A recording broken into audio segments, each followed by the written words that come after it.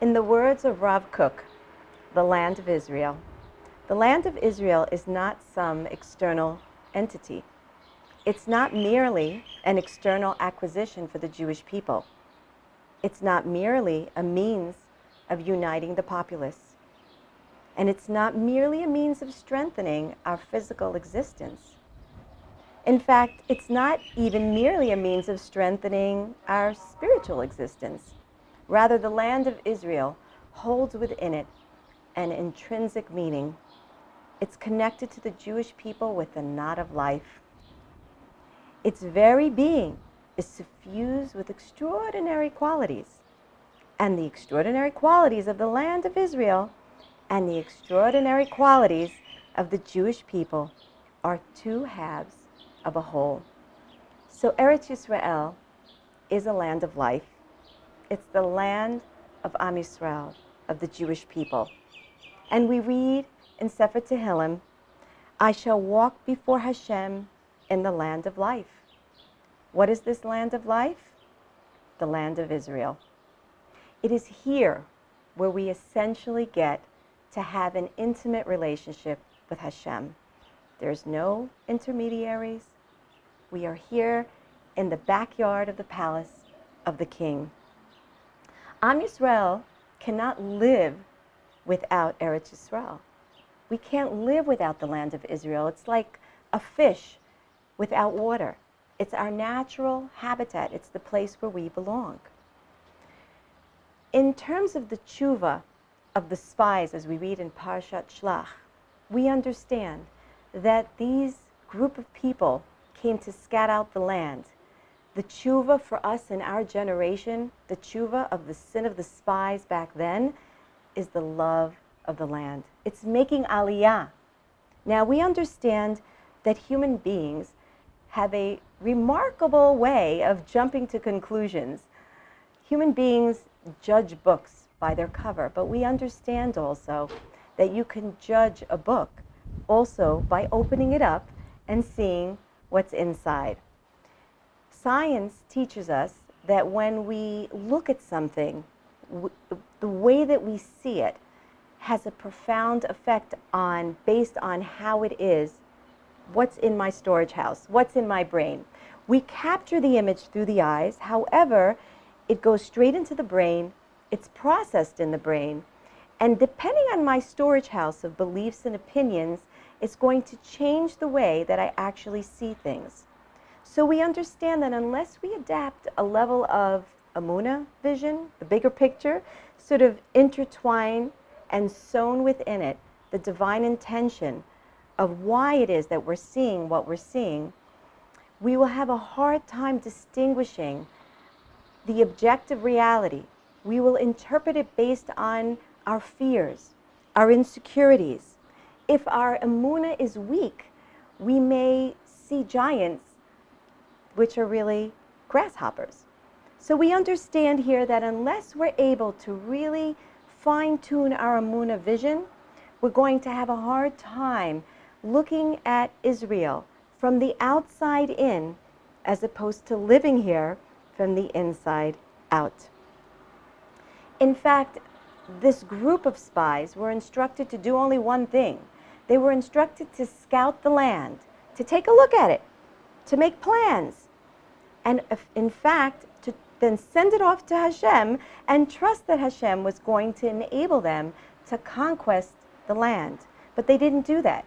They put in their own subjective outlook and mind view in terms of what they thought that they were seeing based on their opinions that they had formulated beforehand. Rav Moshe Feinstein Zatzal teaches us that whenever you want to accomplish any sort of task in life, you need to be able to get it started, make logical plans, but not finish the job. Don't calculate how it's going to come about, because the outcome is not in our hands. It is not incumbent upon us to see it to its final space. God promised us that this land is good. He told us this is where we belong. And it is embedded and imbued with qualities of uniqueness, of sanctity. In fact, Sefer Yirmiyahu gives an explanation of why Eretz Yisrael is called Eretz Zavat Chalav Udvash. Why is it called the land of milk and honey? Something beautiful is explained through Sefer Yirmiyahu, and it goes like this. Milk is produced from an impure source, from blood. Honey is produced from an impure source, bees. And yet milk and honey are permitted to us. They're kosher substances. So why is it that that is the terminology, that is the definition of this beautiful land? And from here we learn that in the land of Israel, the spiritual quality, the spiritual energy in this country has the ability to uplift the impurities of the Jewish people from exile.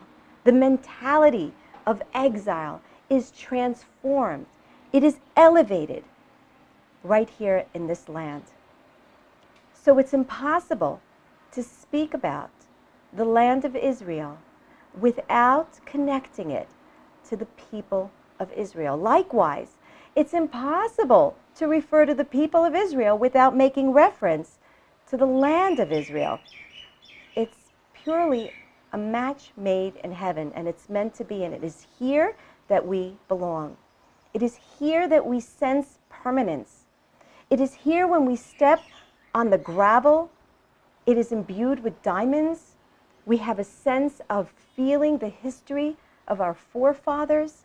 We get to touch the past, and yet with eagerness and anticipation, with joy, anticipate, God willing, our redemption, God willing, soon.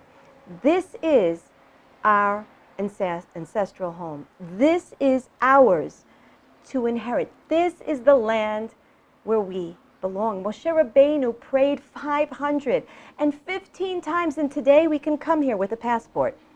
Those tefillahs, those prayers that Moshe Rabbeinu gave over are for you and all of us. It is our ticket. It is our passport. It is what enables us to come back here and live here in this country.